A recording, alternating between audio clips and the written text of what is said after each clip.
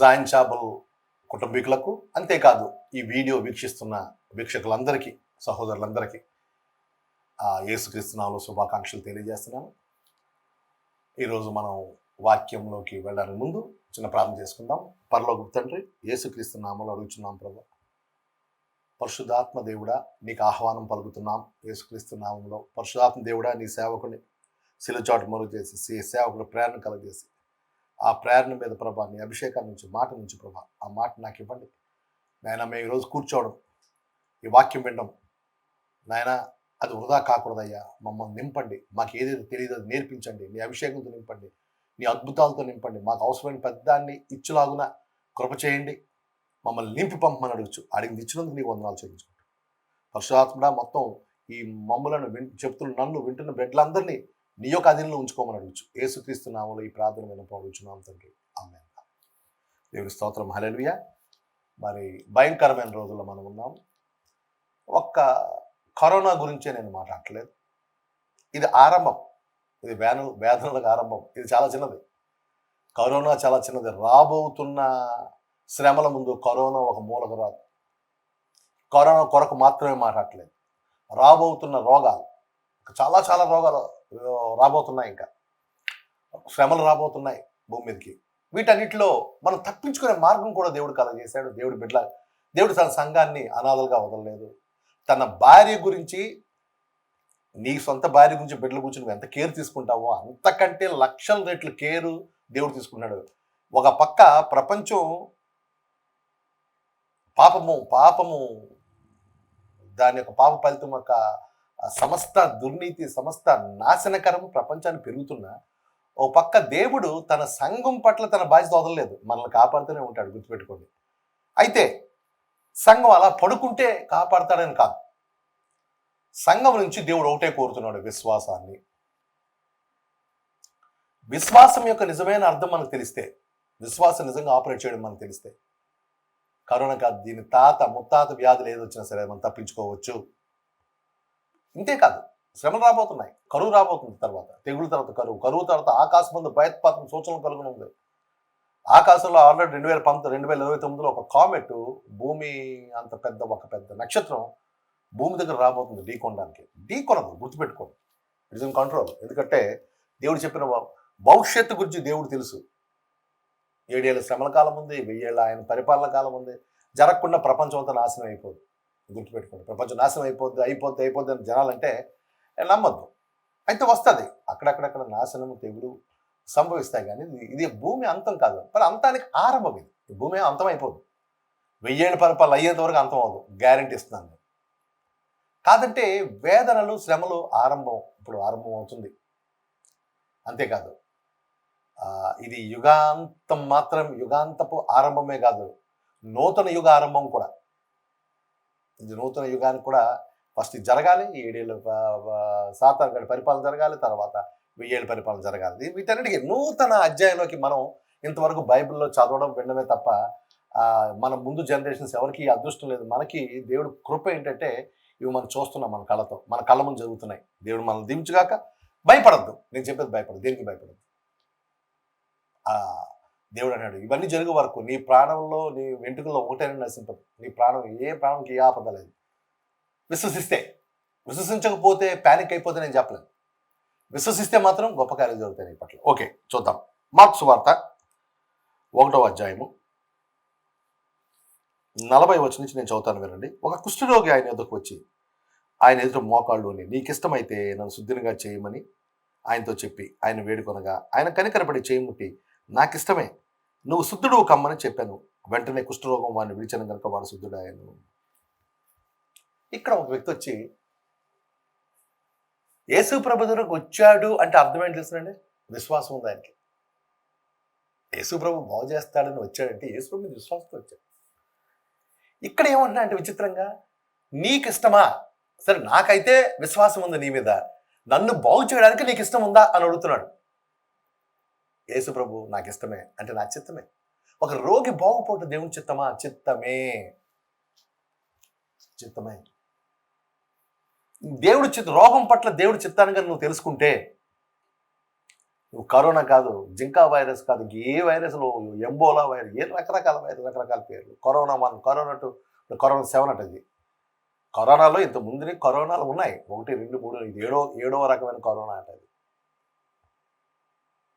తర్వాత కరోనా 14 వచ్చినా, కరోనా 200 వచ్చినా భయపడాల్సిన పని లేదు. మనల్ని శుద్ధి చేయడానికి దేవుడికి ఇష్టమా అంటే అని అడిగితే నువ్వు ఇష్టమే అంటున్నాడు ఆయన. ఎందుకు స్వస్థపడము, ఎందుకు అసలు క్రైస్తవులకు కూడా మనం ఎందుకు భయపడుతున్నాం అంటే, వ్యాధుల గురించి, స్వస్థతల గురించి కొన్ని అబద్ధాలు మన సంఘాల్లో ప్రచారమై ఉన్నాయి.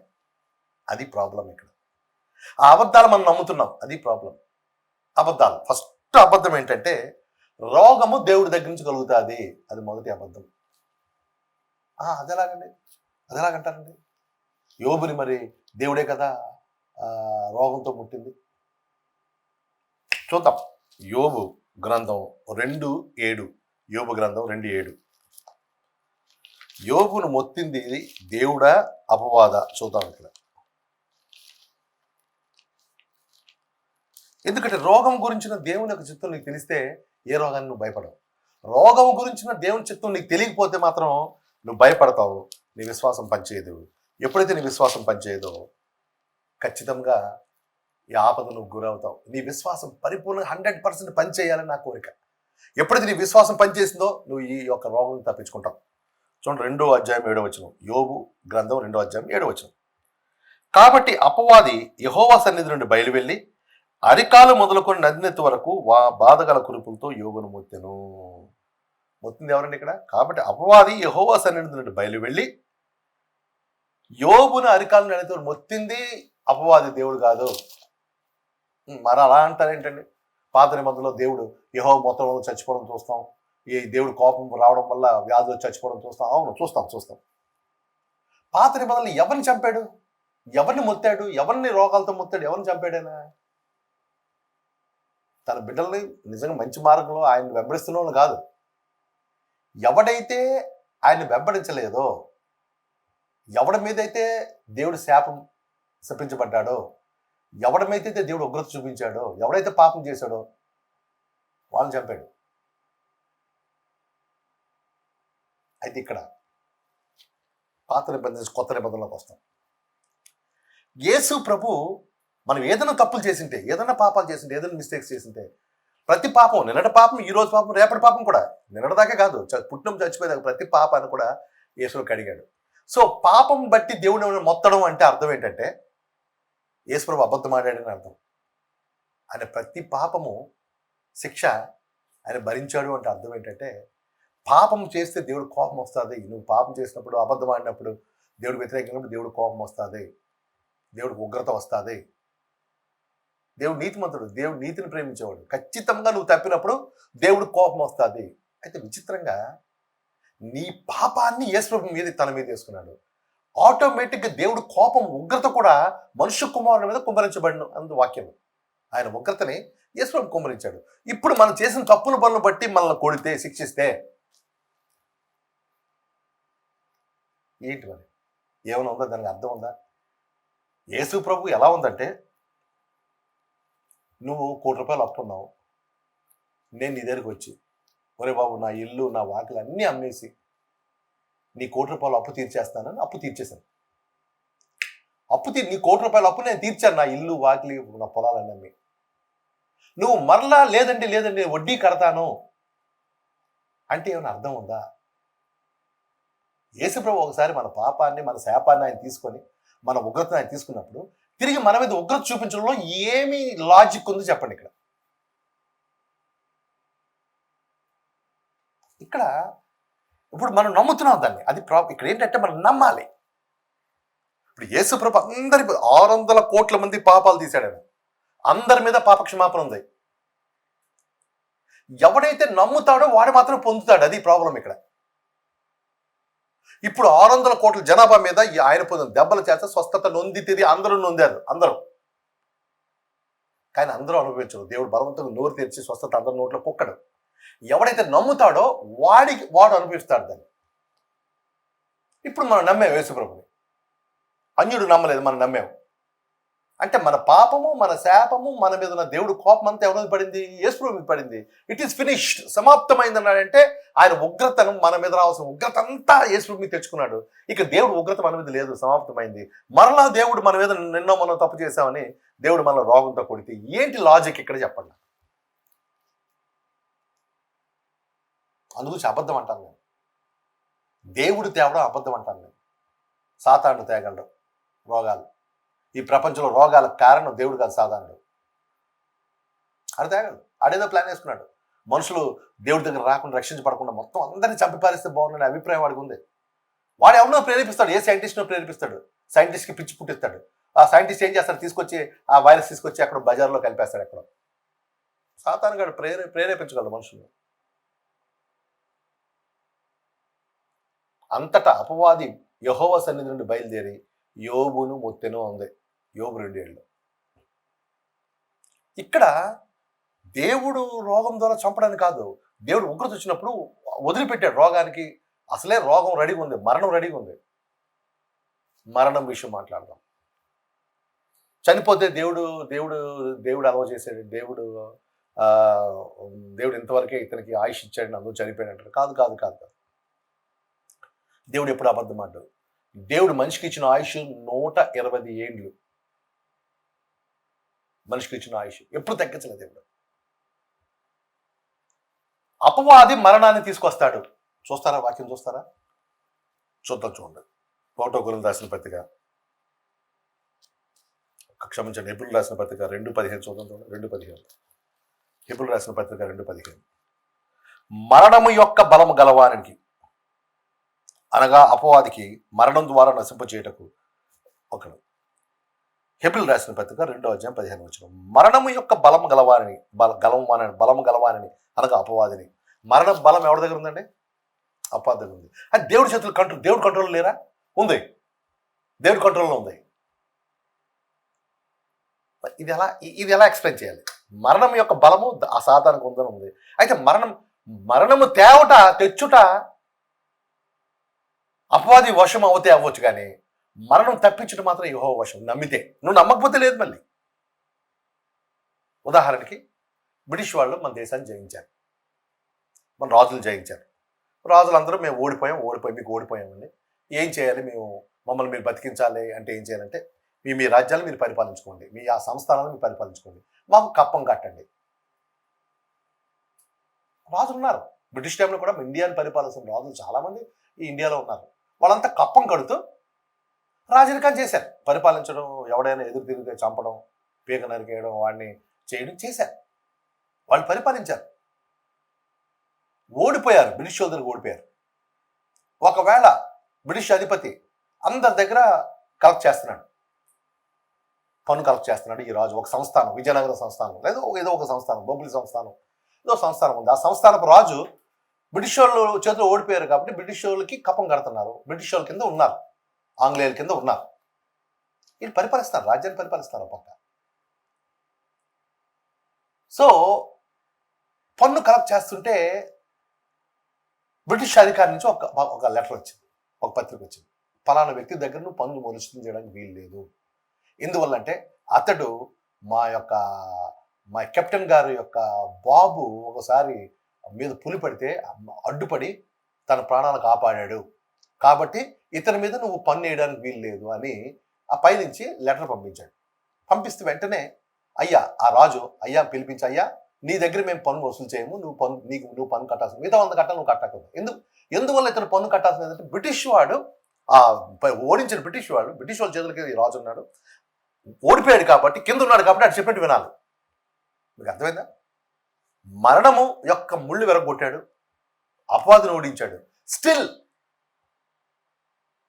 భూమి మీద ఇంకా వాళ్ళు ఏలుతున్నారు. ఇంకా వీళ్ళ మీద దేవుడికి అధికారం లేదా? ఉంది. అధికారాన్ని ఎప్పుడు వాడతాడంటే, అసలు భూమిని ఆకాశం యెహోవా వశం, భూమి నరులకు ఇచ్చి ఉన్నాడు. భూమి అఫైర్స్లో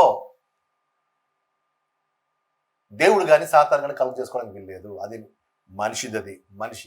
మనిషి ఏం చేశాడరా అంటే, తన అధికారాన్ని సాతానుకు అప్పచెప్పాడు. ఇప్పుడు భూమి మీద సాతాను గడి అధికారం ఉంది. అలాగే దేవుడు అధికారం కింద లేదా ఉంది, కానీ దేవుడు పూర్తిగా ఇంకా అధికారం తీసుకోలేదు భూమి మీద.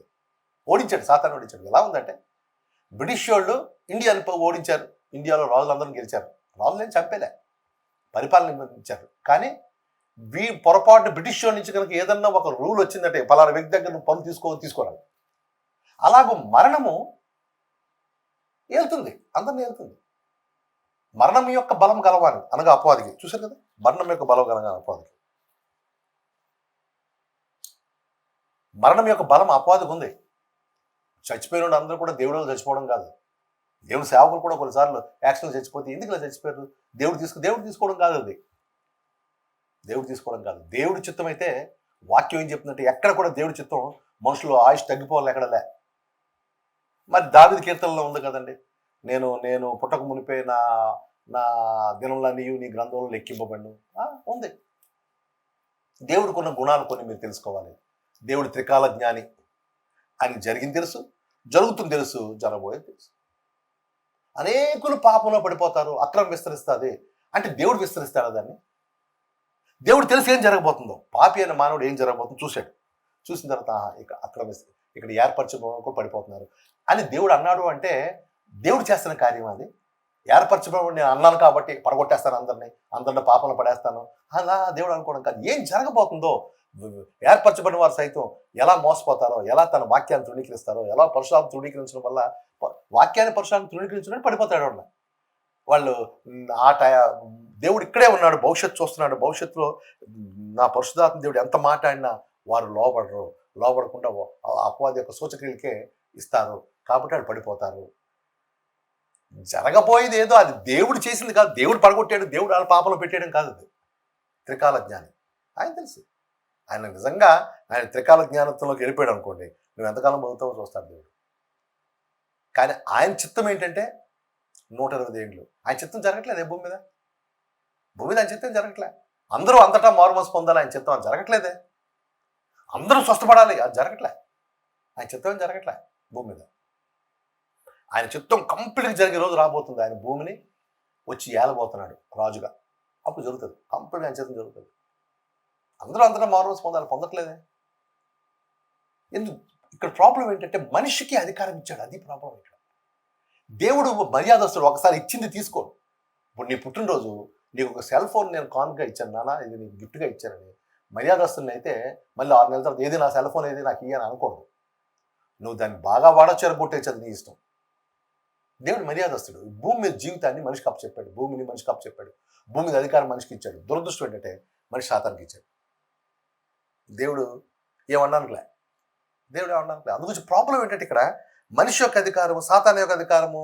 అలాగని దేవుడు సాతాన్ని ఓడించాడు. సాతాను మీద కంట్రోల్ ఉంది. చనిపోయిన వాళ్ళందరూ దేవుడి వల్ల చనిపోవట్లే. మరణం యొక్క బలం గలవాడు అనగా అపవాదిగాడు మరణం తీసుకొస్తే చాలా మంది మధ్యలో చంపేస్తున్నారు, చాలా మంది సేవకులు కూడా మధ్యలో చంపేస్తున్నారు. అదేంటంటే సేవకులు చంపుతాడు, ఎవరైనా చంపుతాడు. కానీ మరణం తప్పించుడు యెహోవా వశం. ఒక్కవేళ నువ్వు విశ్వసించి, నా భార్య చనిపోయింది, సంవత్సరం కిందట నా భార్య చనిపోయింది స్వైన్ ఫ్లూతో, చూశాను, నా కళ్ళతో స్వయంగా చూశాను. ఆ మానిటర్లో ఆవిడ హార్ట్ బీట్ స్ట్రైట్ లైన్ రావడం చూసి స్వైన్ ఫ్లూ వచ్చింది, హాస్పిటల్ బయటకు వచ్చాను. చూడండి, వదిలేయడం వేరు.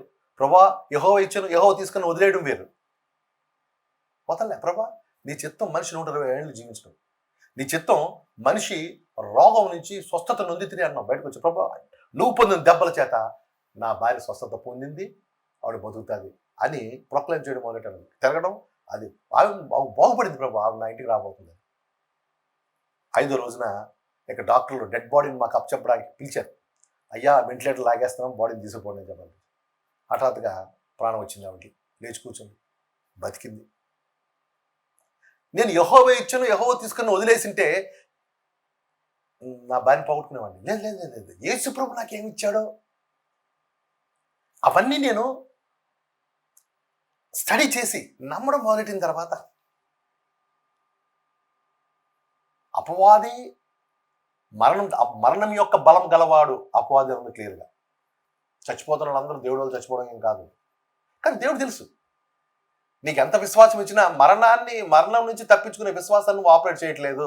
ఎంత నేర్పించిన దేవుడు ఆ లీగలిస్టిక్ మెంటాలిటీ, ఆ ధర్మశాస్త్రం మనసుతో అలా ఉండి నీ క్రియల మీద నీ నీ నీ క్రియల మీద పూర్తిగా యేసుప్రభు క్రియల మీద ఆధారపడకుండా నీ క్రియల మీద ఆధారపడినంత కాలం నువ్వు చాలా పోగొట్టుకుంటావు. దేవుడికి తోసేస్తావు అవన్నీ. దేవుడు ఇచ్చాడు, దేవుడు తీసుకున్నాడు. కాదు కాదు కాదు, దేవుడు నీకు ఆరోగ్యాన్ని ఇచ్చాడు, ఆయుష్ని ఇచ్చాడు. దురదృష్టం ఏంటంటే దేవుడి క్రియలకు మనిషి క్రియలకు తేడా నీకు తెలియదు. అయితే బ్రదర్ మీరు అనొచ్చు, మరి కీర్తనలో ఏముందంటే మనుషుడు ఆయుష్ ఎంత 70 సంవత్సరాలు, అధిక బలం ఉంటే 80 సంవత్సరాలు ఉంది కదా బ్రదర్. అది వాక్యంలో ఉంది కదా. మీకు ఒక విషయం చెప్పాలని ఆశపడుతుంది. దేవుడు బైబిల్లో ఉన్నదంతా దేవుడి వాక్కు కాదు. గాబరపడకండి. బైబిల్లో ఉన్నదంతా దేవుడి వాక్కు కాదు, కానీ ప్రతిదీ దేవుడే రాయించాడు. ఉదాహరణ చెప్తాను. అంత దేవుడి వాక్కు కాదు. ఉదాహరణకి లోతు కుమార్తెలు ఈ లోక మర్యాద చొప్పున మనతో పోవడానికి ఏ పురుషుడు లేడు కాబట్టి మన తండ్రికి తాగించి మన తండ్రితో పడుకుందాం, మన తండ్రి ద్వారా బిడ్డలకు అందాం అన్న ఒపీనియన్ పరిశుద్ధాత్మ ప్రేరణ వల్ల జరిగిందా? వాళ్ళ సొంత ఉద్దేశమా? పరిశుద్ధాత్మ ప్రేరేపించలే, దేవుడే చెప్పలేదు. వాళ్ళ సొంత ఉద్దేశం. ఆ సొంత ఉద్దేశం మన నాన్నతో పడుకొని మా నాన్న ద్వారా పిల్లలకి అందాము అని వారి సొంత ఉద్దేశం. అది దేవుడు చెప్పలే, అది దేవుడి వాక్ కాదు, అది దేవుడు ప్రేరేపించలేదు దాన్ని. అది వారు యొక్క సొంత ఉద్దేశం. అయితే దేవుడు రాయించాడు దాన్ని. గుర్తుపెట్టుకోండి, బైబిల్ అంతా రాయించింది దేవుడే. బైబిల్ అంతా దేవుడి వాక్ కాదు. సాతాను వాక్కులు కూడా ఉన్నాయి, సాతాను మాటలు కూడా ఉన్నాయి, దేవుడి వాక్కులు అవి కాదు. కానీ సాతాను ఏం మాట్లాడారో దేవుడే రాయించాడు. పరిశుద్ధాత్మ ప్రేరణ వల్లే ఇది రాయబడింది. బైబిల్ అంతా దేవుడి వాక్ కాదు. అక్కడక్కడ మనుషుల ఒపీనియన్స్ ఉన్నాయి, అక్కడక్కడ సాతాను గారి మాటలు ఉన్నాయి. ఇక్కడ ఈ కీర్తన ఏముంది? ఈ మనుషుడు ఏపాటి బలం ఏపాటి ప్రభావ 70 సంవత్సరాలు, అధిక బలం ఉంటే 80 సంవత్సరాలు. మీరు ఆ కీర్తన ఎవరు రాశారు తెలిసినా? ఆ కీర్తన రాసింది మోషే. ఆ రాసిన పెద్ద మనిషి 80 సంవత్సరాలు కాదు, 120 సంవత్సరాలు జీవించాడు. మరి దానికి ఏమంటాం? ఆ వాక్యం మోషే కీర్తనలో ఉంది ఈ మాట. 70 సంవత్సరాలు నరుడు బలం ఉంటే అధిక బలం ఉంటే 80 సంవత్సరాలు, నరుడు ఆయుష్ ఏపాటిది. ఆ రాసిన పెద్ద మనిషి 120 సంవత్సరాలు జీవించాడు. అది మనుషుల ఒపీనియన్. ఆయనే మోషే అబద్ధం రాయలే. ఆయన టైంలో చూస్తే అందరూ 70-80 వచ్చేసరికి వృద్ధులైపు చచ్చిపోతున్నారు ప్రభా, మనుషులు ఆయుష్ ఏపాటిది ప్రభా. చూసిన తన అభిప్రాయం రాశాడు. అక్కడ దేవుడిది అభిప్రాయం కాదు అది. దేవుడి అభిప్రాయం స్పష్టంగా చెప్పాడు. నరుడు ఆయుష్ 120 120. నువ్వు నమ్మితే చూస్తావు 120. అదే అంటున్నాను నేను. నువ్వు దేవుడి బిడ్డమైనా విశ్వాసాన్ని ఆపరేట్ చేయకపోతే, ఒక సాతానుగా మరణం తీసుకొస్తే నీ బిడ్డ మీద, నీ భార్య మీద, నీ మీద మరణం, నువ్వు విశ్వాసాన్ని ఆపరేట్ చేయకపోతే ఓడిపోతావు. కానీ దేవుడి చిత్తం అది కాదు. దేవుడి చిత్తం నెరవేరట్లే. 120 ఏళ్ళు నెరవేరట్లే. అందరూ అంతటా మారదు, నెరవేరట్లే. ఎవడు నెరవేరుస్తాడు అంటే దేవుడి మీద ఎవడైతే విశ్వసిస్తాడో ఆడు మాత్రమే చిత్తాన్ని నెరవేరుస్తాడు. అందరూ నెరవేర్చలేదు. మనిషి క్రియలు 2 రకాలు ఉన్నాయి. ఒకటి ఏంటంటే అబద్ధం ఆడకుండా ఉండడం, యథార్థంగా ఉండడం, ప్రార్థన చేయడం, ఉపవాసం ఉండడం. ఇది మనిషిని దేవుడు చేయమన్న మనిషి క్రియలు, మంచి క్రియలు లేకపోతే మనుష్య క్రియలు. దేవుడు అనుమతించిన మనుష్య క్రియలు ఇవి. వ్యభిచారం చేయకపోవడం, దొంగతనం చేయకపోవడం, దేవుడితో గడపడం, దేవుడిని ప్రేమించడం. ఇవి దేవుడి క్రియలు కాదు, దేవుడు మనిషికి అపాయింట్ చేసిన మంచి క్రియలు. మరి దేవుడి క్రియ ఏంటండి? చూద్దాం. యోహాను సువార్త 6వ అధ్యాయము. అందు గురించి నేను ప్రార్థన, ఉపవాసం నాకేం తక్కువ అభిప్రాయం లేదండి. మనిషి ప్రార్థన చేయాలి, ఉపవాసం చేయాలి, యథార్థంగా ఉండాలి, వ్యభిచారం చేయకుండా ఉండాలి, దొంగతనం చేయకుండా ఉండాలి, ఇతరులు ఆశించకుండా ఉండాలి. దీన్ని నేనే వ్యతిరేకం కాదు, మనస్ఫూర్తిగా అంగీకరిస్తాను. ఇది దేవుడే అపాయింట్ చేశాడు ఈ పనులు మనిషికి. కానీ స్టిల్ మనుషు క్రియలే. ప్రార్థన చేస్తున్నావు, దేవుడు చేయట్లేదు, నువ్వు చేయాలి. అది నీ క్రియే. మనుషు క్రియలేవి, మంచి మనుషు క్రియలవి. వ్యభిచారం చేయకుండా ఉండడం అది దేవుడిది కాదు. అది దేవుడు వ్యభిచారం చేయకూడదు కాదు, నిన్ను వ్యభిచారం చేద్దాం లేదు, చేయొద్దు అన్నాడు కాబట్టి నువ్వు చేయట్లేదు. అది దేవుడు నీకు అపాయింట్ చేసిన, నీకు ప్రతిష్ఠించిన మంచి క్రియలు. పొరుగువాడిది ఆశించొద్దు అన్నాడు, అది దేవుడి క్రియ కాదు, అది నీ క్రియ. నీకు దేవుడు ఇచ్చిన ఒక మంచి క్రియ. అది నువ్వు చెయ్యాలని దేవుడు ఆజ్ఞాపించిన మంచి క్రియలు ఇవి. ఆయన ఎంత మంచి క్రియలైనా నీ క్రియలు అవి నీ క్రియలే. మరి దేవుడి క్రియలు ఏంటంటే ఇంతవరకు దేవుడి క్రియలు అనుకున్నాను. ప్రార్థన కాదు. ప్రార్థన దేవుడి క్రియ కాదు, దేవుడు నీకు పెట్టిన మంచి క్రియ. వ్యభిచారం చేయకుండా ఉండడం, పవిత్రంగా ఉండడం దేవుని కాదు. దేవుడు నీకు పెట్టిన ఒక మంచి క్రియ, అది నీతి క్రియ. దేవుడు నిన్ను చేయమన్న నీతి క్రియలు అవి. నీ నీతి క్రియలు అంటే నీ సొంత నీతి క్రియలు. మరి దేవుడి క్రియ ఏంటి చూద్దాం. 6వ అధ్యాయం యోహాను సువార్త 6వ అధ్యాయం.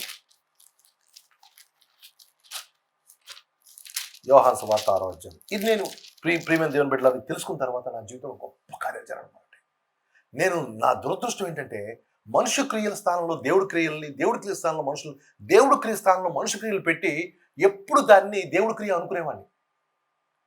దేవుడి క్రియ స్థానంలో దేవుడి క్రియను పక్కన పెట్టి మనుష్య క్రియల్ని దేవుడి క్రియల్లో పెట్టి నేను దేవుడి క్రియ అనుకునేవాడిని. అక్కడ నష్టపోయాను చాలా. ఇది గొప్ప రెవల్యూషన్ నాకు. నా జీవితాన్ని గొప్ప రెవల్యూషన్ చేసింది. చూడండి ఇక్కడ దేవుడి క్రియ అంటే ఏంటో చూద్దాం. 6వ అధ్యాయము 28వ.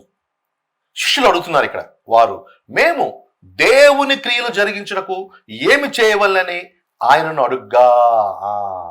ప్రభా, దేవుడి క్రియలు చేయాలి అంటే ఏం చేయాలి? ఎంతకాలం ఉపవాసం ఉండాలి? ఎంతసేపు మోకాళ్ళ మీద ఉండాలి ప్రభా? ఎంత యథార్థంగా ఉండాలి? ఎంత భక్తిగా ఉండాలి? ఎంత యథార్థంగా ఉండాలి ప్రభా? చెప్పు, ఏం చేయాలి చెప్పు. మనం దేవుడి క్రియలు అంటే ఇవన్నీ దేవుడి క్రియలు అనుకుంటాం. మనం ఇవి దేవుడి మన కొరకు మనుషుడు చేయాల్సిన మంచి మనుష్య క్రియలు, లేకపోతే మంచి మనుషుడు చేయవలసిన మంచి నీతి క్రియలు. మనకు అపాయింట్ చేసిన, మనుషుడికి అపాయింట్ చేసిన నీతి క్రియలు అనొచ్చు, లేదా మనుషుడికి చేయమని చెప్పిన మంచి క్రియలు అనొచ్చు. ఇవన్నీ దేవుడి క్రియలు కాదు.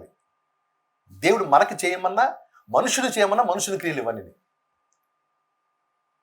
మనుషుడు చేయకూడని మనుషు క్రియలు కొన్ని ఉన్నాయి. వ్యభిచరించకూడదు, దొంగిలించకూడదు. అది మనుషుడు, దేవుడు చెప్పాడు, రై వ్యభిచరించు, మనుషుడు చేయకూడదు.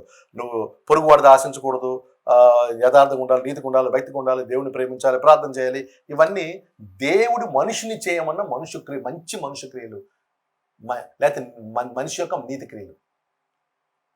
దేవుడు మనుషుని చేద్దన్న చెడ్డ క్రియలు, వ్యభిచరించడం, దొంగతనం చేయడం, అబద్ధం ఆడటం, చంపడం, ఆశించడం. మనిషిని చేయొద్దన్న చెడ్డ క్రియలు, మనిషిని చేయమన్న మంచి క్రియలు. కానీ ఇవి రెండు కూడా మనుష్య క్రియలే, అది నీ క్రియలే. మరి దేవుడి క్రియ చూద్దాం. ఇక్కడ చూద్దాం. చూడండి 28వ.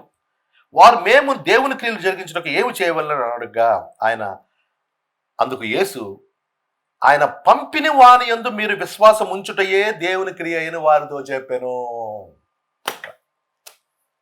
ఇది నిజంగా నీకు అర్థమైతే నీ జీవితం రెవల్యూషన్ వస్తుంది. మరి దేవుడి క్రియలు ఏంటండి? మనుష్యుడికి ఏర్పాటు చేసిన మంచి మనుష్య క్రియలు. వ్యభిచారం చేయకుండా ఉండడం, దొంగతనం చేయకుండా, అబద్ధం ఆడుకోవడం, దేవుడితో గడపడం, ప్రార్థనలో గడపడం, ఉపవాసం చేయడం. అయితే మనిషికి ఏర్పాటు చేసిన దేవుని క్రియ ఒకటే. క్రియలు కాదు, క్రియ. దేవుడి క్రియ ఒకటే. దేవుడు మనుషుకు ఏర్పాటు చేసిన మనుషు క్రియలు చాలా ఉంటాయి, కానీ దేవుడు మనుషుకు ఏర్పాటు చేసిన దేవుడి క్రియ ఒకటే. అదేంటి తెలిసిన? ఆయన పంపిన వాని యందు మీరు విశ్వాసం ఉంచుటయే దేవుని క్రియ అని వారితో చెప్పాను. గమనించండి, మనుష్య క్రియలకు దేవుడి క్రియలకు తేడా కనుక నీకు తెలియకపోతే, దేవుడి క్రియ మనుష్య కుమారుని విశ్వాసించాల్సిన స్థానంలో ఆయన పక్కన పెట్టి నీ మోకాళ్ళ జీవితానికి, నీ కన్నీటికి, వీటికి విలువనిస్తూ పోతే చర్చిల్లో 98% జరుగుతుంది. దేవుడు మనకు చేయమన్న మంచి క్రియలకు వ్యతిరేకం కాదు. మనకు చేయమన్న మంచి క్రియలని మనం చేయాలి. వ్యభిచరించరాదు, అబద్ధం ఆడరాదు, పొరుగువాడు దాసించకూడదు, దేవుడితో గడపాలి, దేవుని యొక్క సన్నిధిలో గడపాలి. వీడికి వ్యతిరేకం కాదు. నా పాయింట్ ఏంటి ఎక్కడగా, దేవుడు క్రియ స్థానంలో దేవుడు క్రియను పక్కన గాడిద గుడ్డు దేవుడి క్రియ ఎవరికి కావాలంటే, దేవుడు మాకు చెప్పిన మంచి క్రియలు ఆయన స్థానంలో పెడతామంటే ఎప్పటికీ విజయం రాదు. అది ప్రాబ్లం ఇక్కడ. దేవుడు క్రియలు లేవు, క్రియ ఒకటే. దేవుడి క్రియ ఒకటి. దేవుడు మనకు ఏర్పాటు చేసిన మంచి క్రియలు చాలా ఉన్నాయి, కానీ దేవుడు మనుషులకు ఏర్పాటు చేసిన దేవుని క్రియ ఒక్కటే. ఆ ఒక్కటేంటంటే దేవుడు పంపిన యేసుక్రీస్తు విశ్వాసం ఉంచుట. దీని తేడా నీకు తెలియాలి. యేసుప్రభు ఏమై ఉన్నాడో అని విశ్వసించాలి. యేసుప్రభు మనకి ఏమిచ్చాడో విశ్వసించడం దేవుడి క్రియ. దేవుడి క్రియలు బట్టి గొప్ప కార్యాలు జరుగుతాయి. మనుష్య క్రియలకు దేవుడు మనిషిని చేయమన్న మనుష్య క్రియలు అంటే ఏంటి? దేవుడు చేయమన్న మంచి క్రియలు. మనిషికి వ్యభిచారం చేయకుండా, అది మనిషి క్రియ, అది మనిషి యొక్క నీతి క్రియ. అబద్ధం ఆడకుండా ఉండడం, అది దేవుడు చెప్పిందే, అది మనిషి యొక్క నీతి క్రియ. ఆశించకుండా ఉండడం, అది మనుషుని యొక్క నీతి క్రియ. మనుషుని క్రియలే మొత్తానికి. ప్రార్థన చేయడం, అది మనుషుని క్రియ, దేవుడు ప్రార్థన చేయడం, నువ్వు చేస్తావు. ఉపవాసం ఉంటే అది దేవుడి క్రియ కాదు, నీ క్రియ. అది నీకు దేవుడు ఏర్పాటు చేసిన మంచి క్రియ, మంచి మనుష్య క్రియలు, కానీ మనుష్య క్రియలే. దేవుడు క్రియ ఒక్కటే. అదేంటంటే కుమారుని యందు విశ్వాసం ఉంచడం. ప్రియమైన సహోదరుడు, దీని గురించి చాలా మాట్లాడాలి. బహుశా తర్వాత నేను ఆ, ఈ ఈ ఈ జనరల్ టాపిక్ కాకుండా సబ్జెక్ట్ వైజ్ టాపిక్ నేను తీసుకున్నప్పుడు దయచేసి నా వీడియోస్ మీరు ఫాలో అవ్వాలని ఆశపడుతున్నాను. నేను పెట్టబోతున్నాను, యూట్యూబ్లో పెట్టబోతున్నాను మొత్తం ఈ సబ్జెక్ట్స్ అన్ని కూడా. దేవుడి క్రియలకు మనుషు క్రియ తేడా ఉంది. దేవుడి క్రియ స్థానంలో ఎప్పటికీ మనుషు క్రియను పెట్టొద్దు. ఎంత మంచిది, అంత మంచిదేనా. దేవుడి స్థానాన్ని నీ క్రియలతో నింపొద్దు. దేవుడి స్థానాన్ని పక్కన పెట్టి నీ క్రియ పెట్టి అది దేవుడి క్రియ అనుకోవడం పాపము, పాపము. ఆమేన్. దేవుడి క్రియ అంటే నమ్మడం. ఇక్కడ 4 అధ్యాయాల్లో మీరు గ్రహించండి, 4 సువార్తల్లో ఎక్కడ కూడా యేసు ప్రభు దగ్గర ఎవరి దగ్గర, ప్రభు నేను కుష్ఠరోగిని ప్రభు అంటే, ఒరే నువ్వు ఎంతకాలం ప్రార్థన చేశారా, నీ మోకాళ్ళు నల్లగయ్యాయా, నువ్వు రాత్రంతా కనిపెట్టి ప్రార్థన చేసావా, నువ్వు కనిపెట్టి రాత్రి ప్రార్థన చేసినందుకు నేను స్వస్థపరుస్తున్నాను అని. కానీ బాబా ఏం ప్రార్థనాపరుడు రా బాబు, ఏం కన్నీరు రా బాబు, నీ కన్నీటిని చూశాను రా బాబు, దాన్ని బట్టి నీకు సమాధానం ఇస్తున్నాను. కానీ ఎక్కడ చెప్పలే, మనుష్య క్రియలను ఎక్కడ హైలైట్ చేయలే. అబ్బాబ్బా ఏమి విశ్వాస జీవితం, అబ్బాబ్బా ఏమి యథార్థ జీవితం అనేది, నీ స్వస్థపరుస్తాను రా ప్రభా. గుడ్డోడిని అనగానే నువ్వు గుడ్డోడు మాత్రమే కాదు, చాలా యథార్థవంతుడివి, బాబా ఏం ప్రార్థనాపరుడివి, అందు గురించి స్వస్థపరుస్తున్నాని ఎక్కడ మనుష్య క్రియని హైలైట్ చేస్తూ ఎక్కడ దేవుడు ఎక్కడ స్వస్థపరచలేదు. యేసుప్రభు ఎక్కడ, యేసుప్రభు ఎవరో కాదు, సాక్షాత్తుగా దేవుడు మన మీదకి వచ్చిన దేవుడు. ఫిలిప్ అడుగుతాడు, ప్రభా తండ్రిని చూపించాడు, నన్ను చూసిన వాడు తండ్రిని చూస్తాడు. ఈ దేవుడు ఎలా ఉంటాడు, మనకి ఎలా రెస్పాండ్ అవుతాడు, ఈ దేవుడు ఎప్పుడు కదులుతాడు, ఎలా కదులుతాడు, దేవుడిని ఎలాగో మనం ప్రసన్నం చేసుకోవచ్చు. దేవుడి గురించి సగం అచ్చట సగం ఇచ్చట. ఎలీషా టైంలో కూడా రోగపూరితులు చనిపోయాడు. యేసుప్రభుకు తెలియదు, యేసుప్రభు ఆయన పొందిన దెబ్బల చేత మనం స్వస్థపడ్డ విషయం ఎలీషాకు తెలియదు. రోగం చనిపోయాడు. సత్యం మీరు తెలుసుకోరండి, సత్యం మనకు తెలిసినందుకు మన పాత నిబంధనలు ఎవరు తెలియదు. అందుకు దేవుడు అంటున్నాడు, మీరు వినాలని చూడగోరని ముందు రాజులు ప్రవక్తలు ఆశించారు, కానీ వాళ్ళ వల్ల కాలే. మనం ధన్యం, సాక్షాత్తుగా దేవుడు కిందకి దిగొచ్చి ఆయన ఎక్కడ పుట్టాడు, ఏ స్థానంలో పుట్టాడు, ఏం చేశాడు, ఏం మాట్లాడాడు, సాక్షాత్తుగా దేవుడు ఏం మాట్లాడాడు మనకు తెలిసినందుకు వాళ్ళకి తెలియదు. దేవుని స్తోత్రం. అంటే వాళ్ళకంటే గొప్పవాళ్ళని కాదు. ఇక్కడ దేవుడి క్రియకి మనుషులకి తేడా తెలియాలి. దాని స్థానంలో దీని స్థానంలో దాన్ని తేకండి అంటే ఏంటో వివరిస్తాను మీకు.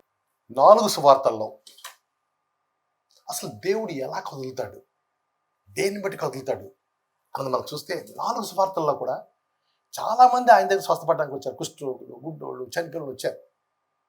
ఎప్పుడు కూడా వాళ్ళ యొక్క మంచి క్రియలను, వాళ్ళ నీతి క్రియలను హైలైట్ చేసి ఎప్పుడు మాట్లాడలేదు ఆయన. దేవుడు సాక్షాత్తుగా ఎలా కదులుతాడో యేసుప్రభుని చూసి తెలిసిపోతుంది మనకి. ఈ అద్భుతాలు జరిగినప్పుడు ఏమన్నా తెలుసండి, ఒరే నువ్వు మంచోడు, నువ్వు ప్రార్థనాపరుడివి, నువ్వు యథార్థవంతుడివి, అబ్బా నువ్వు చాలా ధారాళంగా ఉండు కాబట్టి చేస్తున్నాను, మంచోడు కాబట్టి ఎక్కడ చెప్పలేదు అలా. నువ్వు ప్రార్థనాపరుడు చేస్తున్నావు ఎక్కడ చెప్పలేదు అలాగా. అయితే దేవుడు ఒకటి డిమాండ్ చేశాడు, ఆయన అద్భుతం జరగడానికి ఒకటి కావాలి ఆయనకి. ఆయన ఏం తెలిసినది, నా యందు విశ్వాసం ఉంచుచున్నావా, అమ్మా నీ విశ్వాసం గొప్పది. ఆ పక్షవాయు వారి విశ్వాసం చూచి, విశ్వాసం ఆయన యందు విశ్వాసం ఉంచితే చాలు అద్భుతాలు చేస్తాడు ఆయన. నీ ప్రార్థనా జీవితాన్ని, నీ కన్నీళ్ళ జీవితాన్ని, లేకపోతే నీ ఉపవాసాన్ని చూసి చేయడు. అది నేను చెప్పేది. ఏమిటిరా దేవుడి క్రియ అంటే, ఆయన పంపిన యేసునందు విశ్వాసం ఉంచడం దేవుని క్రియ. దేవుని క్రియలు అద్భుతాలు చేస్తాయి. అయితే ప్రార్థన చేద్దా అండి, ఆయన ఉపవాసం ఉండొద్దా అండి, యథార్థంగా ఉండొద్దా, ఇవన్నీ చేయి. వీటి వల్ల వేరే ఉపయోగం ఉంది, అది తర్వాత మాట్లాడదాం. వీటన్నిటికీ పరలోక రాజ్యంలో ప్రతిఫలం కూడా ఉంది. నీకు జీతం ఉంది, నీ క్రియలు కాబట్టి జీతం ఉంది. నీకు జీతం ఉంది పరలోక రాజ్యంలో, బహుమతి ఉంది, నేను కాదంట్లే. కానీ భూమి మీద నీ క్రియలు చూపించే ప్రభు, నా క్రియలు చూసి చేయ ప్రభు అంటే, నీ నీతి క్రియలు మురికి గుడ్డలు చూపించి చేయమంటే చేయడానా? మనం నీతిమంతులు అయ్యింది మన నీతిని బట్టి నీతిమంతులు అవ్వలే, ఆయన నమ్మడం వల్ల, విశ్వసించడం వల్ల నీతిమంతులు అయ్యాం. కాబట్టి నీతి క్రియలు చేయాలి. దీనికి అంత తేడా ఉందండి. మనం నీతి క్రియలు చేస్తున్నాం కాబట్టి నీతిమంతులం కాదు. మన నీతిమంతులం కాబట్టి యేసు ప్రభు నీతిమంతులుగా మార్చబట్టి ఉచితంగా నీతి క్రియలు చేయాలి మనం. అది తేడా. ఆ తేడా మీరు గ్రహించాలని ఆశపడుతున్నాను. నీతి క్రియలకు, మంచి క్రియలకి నేను వ్యతిరేకం కాదు. కానీ దేవుడు కదిలేది నీతి క్రియలు బట్టి కదలడు, దేవుడి క్రియ బట్టి కదులుతాడు. ఏమిటి దేవుడి క్రియ? ఆయన పంపిన యేసుక్రీస్తునందు విశ్వాసం ఉంచుటయే దేవుని క్రియ. ఆయన పంపిన యేసుక్రీస్తు ఏమై ఉన్నాడో నమ్ముట దేవుడి క్రియ. ఆయన పంపిన యేసుక్రీస్తు ఏం మనకి ఇచ్చాడో, ఏం చేశాడో దాన్ని నమ్ముటయే దేవుడి క్రియ. ఇక్కడ అందుకే చెప్తున్నాను, దేవుడి క్రియకి మనుషుల క్రియకి తేడా ఉంది. దీన్ని కలపొద్దు దయచేసి. దేవుడు క్రీస్తాను నీ క్రియ అందుగురించి ఏమంటాడు, నీ ప్రార్థన వల్ల నీ కన్నీరు వల్ల జరిగేది కాదు ఇది. యేసు ప్రభు ఏం చేశాడో నమ్మటం వల్ల జరిగేది స్వస్థత. అందు గురించి కరోనా గురించి భయపడద్దు. యేసు ప్రభు ఇది యేసు ప్రభు ఇచ్చేది. దేవుడు క్రియ బట్టి వచ్చింది, నీ క్రియలు బట్టి రాలేదు, ఆయన కృపను బట్టి వస్తుంది. యేసు ప్రభుని విశ్వసించడం వల్ల, విశ్వాసం ద్వారా కృప చేత రక్షించబడతాము. యేసు ప్రభుని విశ్వసి జరిగేది ఏంటంటే కృపా ద్వారం ఓపెన్ అవుతుంది. కృపలో ఏమున్నాయంటే అన్నీ ఉన్నాయి, అన్నింటి నుంచి రక్షణ ఉంది. అసలు సోజో, విశ్వాసం ద్వారా కృప చేత రక్షించబడితే, మీరు రక్షించబడితే మాట గ్రీకు పదం సోజో అంటే కేవలం మనకి రక్షించబడడం అంటే పాపాల నుంచి మాత్రమే కాదు, శాపం నుంచి, రోగాల నుంచి, ఆపదల నుంచి, కరోనా వైరస్ల నుంచి, అన్నింటి రక్షణ. ఇది ఎలా వస్తుందిరా అంటే, ఈ రక్షణ ఎలా కలుగుతుంది? కృప ద్వారా కలుగుతుంది. కృప ఎప్పుడు కలుగుతుందిరా అంటే విశ్వసించినప్పుడు. విశ్వాసం ద్వారా కృప చేత రక్షించబట్టింది. అందు గురించి దైవక్రియ అద్భుతాలకి నాంది, మనుషు క్రియలు కాదు. మనుషు క్రియలు మనం నిలబెడతాయి. మనుషు క్రియలు మన ప్రార్థన, దేవుడితో గడపడం, మనం బలపడతాం, ఖచ్చితంగా బలపడతాం. ప్రార్థన, ఉపవాసం మనకు కండలు పెరుగుతాయి, ఆత్మీయంగా కండలు పెరుగుతాయి, బలంగా ఉంటాం మనం, కాదంటలేదు. కానీ నీ కండలు చూపించే దేవుడు కదలమంటే, నీ ఆత్మీయ పెద్ద ఆధ్యాత్మిక వీరుడు ప్రభు, నీ ఆధ్యాత్మిక కండలు చూపించి ప్రభు అంటే కదలడు ఆయన. యేసు ప్రభుని విశ్వాసం ఉంచుతున్నాను ప్రభు అంటే కదులుతాడు ఆయన. ఈ ప్రార్థన ఇవన్నీ కూడా నీకు ఉపయోగం, నువ్వు బలంగా ఉండడానికి ఉపయోగం. కానీ దేవుడు కదలడానికి మాత్రం నీ ఆధ్యాత్మిక కండలు చూసి దేవుడు కదలడు. దేవుడు కదిలేదు ఆయన కుమారుడైన యేసుక్రీస్తు విశ్వాసం ఉంచడం వల్ల. ఏంటి విశ్వసించాలి? ఈ టైంలో ఏం విశ్వసించాలి? కరోనా. ఆయన పొందిన దెబ్బల చేత స్వస్థతను నొందితిమి. కరోనా నుండి కూడా స్వస్థతను నొందితిమి. దీని తర్వాత కరోనా తాత రోగం ఏదొచ్చినా సరే, దాని ముత్తాత వచ్చినా సరే స్వస్థత నొందుతుము కాదు, నొందుతిమి. ఆల్రెడీ అందరినీ స్వస్థపరిచి వెళ్ళిపోయాడు, మరలా స్వస్థపరచడు ఆయన. ఇప్పుడు నువ్వు చేయాల్సిన విశ్వాసం సేమ్ దేవుడి క్రియ. ఇప్పుడు నువ్వు చేయాల్సిన మనుషు క్రియ కాదు, దేవుడి క్రియ. దేవుడి క్రియ ఏంటంటే ఆయన పంపిన యేసుక్రీస్తు విశ్వాసం ఉంచడం. ఏంటి ఇక్కడ ఏం విశ్వసించాలి? ప్రభు యేసుక్రీస్తుని ఎందుకు పంపామంటే, నువ్వు పొందిన దెబ్బల చేత నేను స్వస్థతను పొందడానికి నీ కుమారుడిని పంపించావు, నీకు వందనాలు ప్రభు. నీ కుమారుడిని పంపించినందుకు నీకు వందనాలు. నీ కుమారుడు వచ్చి నా రోగం అంతా తీసుకొని నిశ్చయంగా అతను మన రోగం భరించాను, ఆయన పొందిన దెబ్బల చేత స్వస్థత కలిగాను, స్వస్థత పెట్టావు, నీకు వందనాలు ప్రభు. ఈ కరోనా నుంచి నన్ను తప్పించావు, నీకు వందనాలు. నేను నమ్ముతున్నానయ్యా, విశ్వసిస్తున్నానయ్యా. సేమ్ దేవుడి క్రియ విశ్వసించడం. అందు గురించి మనుషు క్రియ గురించి మాట్లాడలేదు ఇక్కడ. నువ్వు ప్రార్థన చేయడం, ఉపాధి దాని గురించి మాట్లాడలే, చేయొద్దంటలే. దానివల్ల అద్భుతం జరగదు, దేవుడి క్రియ వల్ల అద్భుతం జరగదు. దేవుడి క్రియ అంటే యేసుప్రభు ఏం చేశాడో, యేసుప్రభు ఏమై ఉన్నాడో నమ్మడమే దేవుడి క్రియ. ఇది చేసినప్పుడు బాగుపడతాడు. అందుగురించి క్రైస్తవుడు అయినంత మాత్రాన ఈ కరోనాను తప్పించుకోలేదు. నువ్వు దేవుడి క్రియ చేయాలి. ఏంటి దేవుడి క్రియ అంటే, యేసు ప్రభు నీకోసం ఎందుకు వచ్చాడో నమ్మాలి, యేసు ప్రభు ఏం చేశాడో నమ్మాలి. ఏం చేశాడంటే, ఆయన పొందిన దెబ్బల చేత నువ్వు స్వస్థత పడ్డావు. అది ఆయన పొందిన దెబ్బల చేత స్వస్థపడ్డావు, అది నమ్మాలి. ప్రభు నేను నమ్ముతున్నాను. 2000 సంవత్సరాల కిందట నా కోసం ఈ కరోనా వైరస్ కూడా నా మీద రాకుండా దీనికి కూడా నన్ను స్వస్థపరిచావు. ఆ స్వస్థత నా మీద ఉంది, నేను నమ్ముతున్నానయ్యా. ఆ స్వస్థత ఇప్పుడు నేను అనుభవించాలి. యేసుక్రీస్తు నామములో నా శరీరమా స్వస్థపడు, నా గుడారం చుట్టూ స్వస్థత, యేసుక్రీస్తు నామములో నా ఇంటి మీద స్వస్థత. నువ్వు ప్రకటించు విశ్వాసంతో. ఏ తెగులు నా గుడారం సమీపించదు దేవుడి వాక్యం, ఏ కరోనా నా గుడారాన్ని సమీపించదు, నా భార్యని బిడ్డలు సమీపించదు. చెప్పు విశ్వాసంతో, చెప్తే గెలుస్తావు, లేకపోతే ఓడిపోతావు. నువ్వు దేవుడి బిడ్డమైనా దేవుడి క్రియ చేయకపోతే నశించిపోతావు. ఏంటి దేవుడి క్రియ? యేసుప్రభుని నమ్మడం. యేసుప్రభు ఏం చేశాడో నమ్మడం. ఏం చేశాడయ్యా అంటే, నువ్వు పొందిన దెబ్బల చేత స్వస్థత కలిగింది దానికి, అది నమ్మాలి. ఇక్కడ మనుషు క్రియలు చేస్తే ఓడిపోతావు, ప్రార్థన, ఉపవాసం, కన్నీరు ఓడిపోతావు. దేవుడి క్రియ ఏంటంటే యేసుప్రభుని నమ్మడం. గెలుస్తాం. దేవుడిని దీవించుగాక. ఇప్పుడు మనం దేవుని శరీరాన్ని తిందాం, రక్తాన్ని తాగుదాం. మరి యథావిధిగా మరొకసారి చెప్తున్నాను, ఆయన శరీరం అని వివేచించక తిని తాగువాడు శిక్షావిధికి లోనవుతున్నాడు. ఏంటి ఆ శిక్షావిధి అంటే, రోగులై ఉన్నారు, బలహీనలై ఉన్నారు, నిద్రించున్నారు. అంటే అర్థం ఏంటంటే, రోగము మనిషికి శరీరానికి సంబంధించింది. కరోనా వైరస్, క్యాన్సర్, ఏ రకమైన రోగం అయినా సరే. బలహీనత అది మనసుకు సంబంధించింది. వ్యభిచార సంబంధమైన మనసు, కోపం, లేకపోతే కంట్రోల్ చేసుకోలేకపోవడం, లేకపోతే ఈ చెత్తవన్నీ చూడడం, ఈ ఇంటర్నెట్లో చెత్త చూడడం ఆపలేకపోవడం, రకరకాల బలహీనతలు ఉన్నాయి. బలహీనత గురవుతున్నాడు. నిద్రించున్నాడు అంటే చనిపోతున్నాడు. నిద్రించుటాన్ని మాత్రం దేవుడి బిడ్డలకే. క్రైస్తవ యేసు ప్రభు మనం పొందిన ఆయన పొందిన దెబ్బల చేత స్వస్థత కలిగాడని చెబుతూ క్రైస్తవులు ఎందుకు రోగగ్రస్తులు అవుతున్నారు, క్రైస్తవులు ఎందుకు మధ్యలో చచ్చిపోతున్నారు, క్రైస్తవులు ఎందుకు బలహీనలు అవుతున్నారు అంటే ఇక్కడ మాత్రమే సమాధానం ఉంది. ఎవడు ప్రభు శరీరం వివేచించక తిని తాగడం వల్ల. అమ్మో, ఇది నేను అయోగ్యంగా తిన్నానా, అందువల్ల బైబిల్ ఇక్కడ ఒక మంచి మీరు ఒక మాట తెలుసుకోవాలని ఆశపడుతున్నాను. ఎవడు అయోగ్యుడై తినను అని లేదు. అయోగ్యుడై అంటే ఆయన మాట ఆయన పెట్టింటే భక్త్ సింగ్ గారు పనిచేయరు, దినకరన్, బిలిగ్రామ్ అందరూ కూడా అయోగ్యులమే. అందరూ దేవుడు రక్తాన్ని ముట్టుకోవడం కానీ దేవుడు సరి తినడానికి ఎవరికి అర్హత లేదు. అందరూ చచ్చిపోతాం. అయోగ్యుడుగా కాదు, అయోగ్యముగా అంటే అయోగ్యముగా ఈ తినడం తాగడంలో పద్ధతి ఉంది. ఆ పద్ధతి మీరు ఫాలో అవ్వండి అని. ఏంటి ఆ పద్ధతి? అక్కడే ఉంది. ప్రభువు శరీరం అని వివేచించక తిని తాగువాడు. ఇది ప్రభు శరీరం రా, ఇది ప్రభు రక్తం రా అని తిని తాగాలి. అని తిని ఇష్టానుసారంగా తిని తాగితే శిక్షావిధి లోనవుతాం. కానీ ఒకవేళ ప్రభు శరీరం అని వివేచించి తిని తాగితే దేవుని స్తోత్రం, రోగం నుంచి ఆరోగ్యం వస్తుంది, బలహీన నుంచి బలం వస్తుంది, అల్పాయుష్కి నుంచి అధికాయుష్కులు అవుతాం. అంతే. అక్కడ ఎవడు అయోగ్యుడై అయోగ్యముగా అన్నాడు కానీ అయోగ్యుడై అని మాట అంటే కనుక మనం అందరం అయోగ్యులమే. మన యోగ్యతకు దేవుడు మాట్లాడలే. అయోగ్యం ఏంటంటే ప్రభు శరీరం అని వివేచించి తాగడం. అసలు దీని పాయింటే హోలీ కమ్యూనియన్. ఈ యొక్క పరిశుద్ధ భోజనం లేకపోతే బల్లే దేవుడు ఏర్పాటు చేసింది. ఎందుకురా అంటే మనం ఎంత పాపలం, మనం ఎంత తప్పులు చేసి అజ్ఞాపం చేసుకోవడం కాదు. యాక్చువల్గా పశ్చాత్తాపడడం తప్పులేదు. ఇక్కడ అసలు ఎత్తినప్పుడే ఈ రొట్టెలు విరిచి ఇది మీ కొరకు విడబడిన శరీరము, నన్ను జ్ఞాపకము చేసుకున్నట్టుగా దీన్ని చేయడం. అసలు మెయిన్ ట్రస్ట్ ఏంట్రా బాబు? హోలీ కమ్యూనియన్ అంటే ఆయన జ్ఞాపం చేసుకోవడం, మనిషిని జ్ఞాపం చేసుకోవడం కాదు. మనిషి ఎంత పాపాలు చేశాడు, ఎంత పుణ్యాలు చేశాడు, అది జ్ఞాపం చేసుకోవడం కోసం కాదు. ఆయన ఏం చేశాడు? ఆయన పాత్రను ఎత్తుకొని ఇది మీ కొరకు చిందించబడిన నిబంధన రక్తం, నన్ను జ్ఞాపకం చేసుకుంటే దించాడు. ఆయన జ్ఞాపకం చేసుకోవడం ముఖ్యం ఇక్కడ, మనిషిని జ్ఞాపకం చేసుకోవడం ముఖ్యం కాదు. మనుషులు ఎన్ని తప్పులు చేశాడు, ఎన్ని రైట్లు చేశాడు, మనిషి కాదు ఈ బల్లకి మూలం.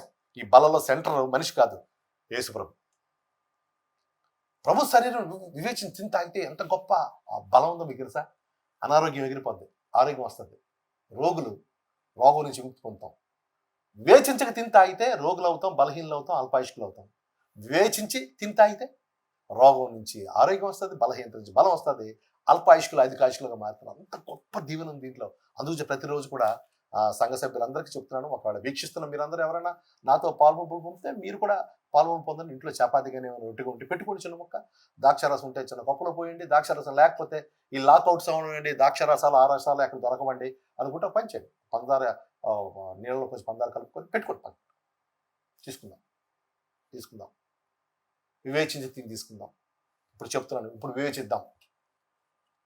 ఆయన శరీరం ఇది, ఆయన ఇచ్చి ఇది మీ కొరకు విరవబడిన శరీరము, నన్ను జ్ఞాపకం చేసుకుంటే దీన్ని చేయడం చెప్పండి. మన కొరకు విరవబడింది. ఎందుకు విరగొట్టబడింది? ఆయన శరీరం విరగొట్టబడబట్టి మన శరీరం నరకం తప్పించుకుంది. ఆయన శరీరం మీద మన పాపము, మన శాపము, దేవుడు ఉగ్రత పడింది కాబట్టి దాని స్థానంలో ఆయన నీతి మనకు వచ్చింది. దేవుడు ఉగ్రత ఆయన మీదకి వెళ్ళిపోయింది, దేవుడు కృప మన మీదకి వచ్చింది. అంతేకాదు, ఆయన పొందిన దెబ్బల చేత స్వస్థత కలిగింది. ఆయన పొందిన అవమానం చేత మనకు మహిమను కలిగింపు చేశాడు దేవుడు. గొప్ప విషయం అది. ఘనతిచ్చాడు. ప్రతి అవసరం ఆయన మహిమ ప్రతి అవసరం తీర్చే శక్తి దీన్ని బట్టి వచ్చింది మనకి. దీన్ని ఆయన శరీరం విరగొట్టబడడం ఎంత చిన్న విషయం కానే కాదు. శరీరాన్ని ధరించి శరీరం అంతా చీల్చబడింది. నీ కొరకు పాపాన్ని, శాపాన్ని మీద దేవుడు ఉగ్రతంతా భరించాడు ఆయన. వివేచిద్దాం. ఇది వివేచించడం అంటే. శరీరం ఏం చేసింది? ఆయన శరీరంతో ఎంత సాక్రిఫైస్ చేశాడు మన కోసం, అది వివేచించడం. రక్తం, ఆయన చిందించిన రక్తం, ప్రతి నరం నుంచి రక్తం కారింది. కొడుతుంటే ఒళ్ళంతా చీల్చబడి రక్తం దారులే ప్రవహించింది. ఆయన కార్చిన రక్తం మన ప్రతి పాపం నుండి పవిత్రత కలిగింది మనకి. నిన్నటి పాపం, ఈ రోజు పాపం, రేపటి పాపం, పుట్టం చచ్చిపోయేదాకా ప్రతి పాపం ఈ రక్తం కలిగింది మనకి. అంతేకాదు, ఈ రక్తంతో ఆయన మాట అన్నాడు, ఈ రక్తంతో నూతన నిబంధన చేస్తున్నాను, ఇది మీ కొరకు చిందించబడిన రక్తము, నూతన నిబంధన రక్తం అన్నాడు. రక్తంతో నూతన నిబంధనలోకి ఎంటర్ అయ్యాం. ఇప్పుడు పాత నిబంధన నుంచి కొత్త నిబంధన, కొత్త కాంట్రాక్ట్, కొత్త నిబంధన, కొత్త కవనెంట్. ఈ కవనెంట్ ప్రకారం ఏం తెలుసా? యేసు ప్రభు ఏం చేశాడో నమ్మితే చాలు. హల్లెలూయా. పాతకాలం అయితే విధేయత చూపించాలి, ఇప్పుడు విశ్వాసం చూపించాలి. విధేయత చూపించొద్దని కాదు, ముందు విశ్వాసం ప్రధానం. పాత నిబంధన కాలంలో విశ్వాసం కంటే విధేయత ముఖ్యం. ఇక్కడ అంటే విశ్వాసం చూపించాలి, అక్కడ కూడా చూపించాలి విశ్వాసం, ఇక్కడ చూపించాలి. అక్కడే విధేయత తర్వాత స్థానం విశ్వాసం, ఇక్కడ విశ్వాసం మొదటిది, విధేయత తర్వాత విశ్వాసం. నమ్ముడు నీ వల్ల అయితే నమ్మడానికి సమస్య సాధ్యం. యేసుప్రభు ఎంత గొప్ప దేవుడు. ప్రతి రోగం నుంచి విడుదల కలగజేశాడు, ప్రతి బలహీనతని బలం ఇచ్చాడు, అల్పాయుష్కిల్ని అధికాయుషులుగా చేసే దేవుడు ఆయన. అది కేవలం ఆయన శరీరం బట్టి, ఆయన రక్తం బట్టి మాత్రం సాధ్యం. కళ్ళు మూసుకుందాం, తీసుకుందాం, పాలుభూమి పొందాం. ప్రియ పరలోక తండ్రి, నీకు వందనాలు. యేసుక్రీస్తు మా కొరకు భూమి మీదకి వచ్చినందుకు వందనాలు. మా కొరకు నీ శరీరాన్ని ప్రభావ విరగొట్టావు, నీ శరీరం మీద శిక్ష ఉగ్రతను భరించావు, నీకు వందనాలు. దాన్ని బట్టి మేము తప్పించుకున్నాము, నరకాన్ని తప్పించుకున్నాము ప్రభా. దేవుడు ఉగ్రతను తప్పించుకున్నాము, ప్రతి పాపాన్ని శాపాన్ని తప్పించుకున్నాము. నీకు వందనాలు వందనాలు వందనాలు. నీ శరీరం పొందిన దెబ్బల చేత మాకు స్వస్థత కలిగిందయ్యా, నీకు వందనాలు వందనాలు వందనాలు. నీ శరీరం పడిన అవమానం ప్రభా, నువ్వు శరీరం పడిన దరిద్రం ప్రభా మమ్మల్ని ధనవంతులుగా చేసింది, నీ శరీరం పడిన అవమానం ప్రభా మమ్మల్ని మహిమకు పాత్రలుగా చేసింది. నీకు వందనాలు వందనాలు వందనాలు వందనాలు చేయొచ్చు. అంతేకాదు మా తండ్రి ప్రభా, ఆ రాత్రి ఆ పాత్రను ఎత్తుకొని ఇది మీ కొరకు చిందించబడిన నూతన నిబంధన రక్తం అన్నావు, నీకు వందనాలు. నీ రక్తం బట్టి వందనాలు. నీ రక్తం మా ప్రతి పాపాన్ని కడిగింది, నిన్నటి పాపాన్ని, ఈరోజు పాపాన్ని, రేపటి పాపాన్ని, పుట్టినప్పుడు చనిపోయేదాకా ప్రతి పాపాన్ని నీ రక్తం కడిగినందుకు వందనాలు వందనాలు వందనాలు చెల్లించుకుంటాం.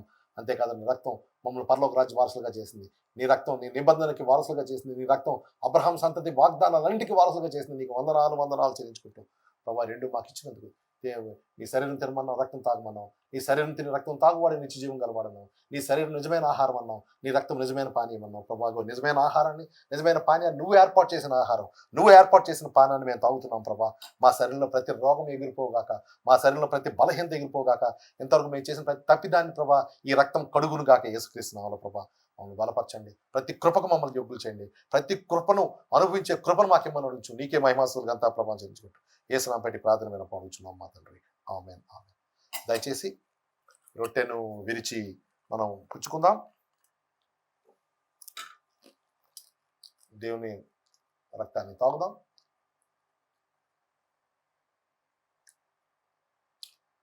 దేవుడు మనం దిగించుగాక. ఆఖరి ప్రార్థన ఆశీర్వాదంతో ముగిస్తాం. ప్రియ పరలోక తండ్రి, నీకు స్తోత్రం చేయించుకుంటున్నాం. ఇక్కడ కూడిన ప్రతి ఒక్క బిడ్డ ప్రాణాత్మ దేహాలు, ఫైనాన్స్, ఆరోగ్యం, కుటుంబ సంబంధ బాంధవ్యాలు, ఆత్మస్థితి, విద్య, ఉద్యోగం, వ్యాపారం, పరిచర్య సమస్త నేను భద్రపరుస్తున్నాం. నేను ఈ వాక్యం ఏంటంటే ప్రతి బిడ్డ ఫలించి అభివృద్ధి పొంది విస్తరించి భూమి నుంచి లోపరుచుకోవాలని కృప చేయండి.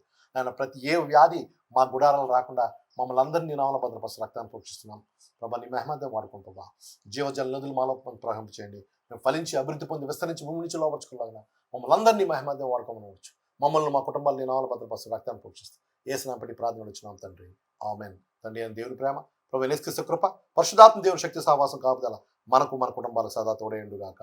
ఆమేన్ ఆమేన్. దేవుడు మిమ్మల్ని దీవించుగాక. మరలా రేపు వచ్చే ఇదే సమయానికి మళ్ళీ కలుసుకుందాం. ఆమేన్.